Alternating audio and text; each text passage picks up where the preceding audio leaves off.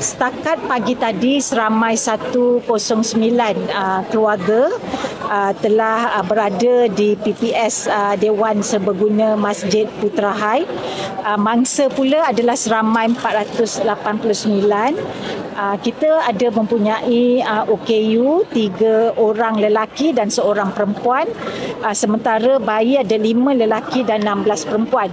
Untuk makluman semua juga, satu PPS ada dibuka di Dewan Camellia Putra Haid, tapi ada 9 keluarga saja yang selebihnya berada di sini.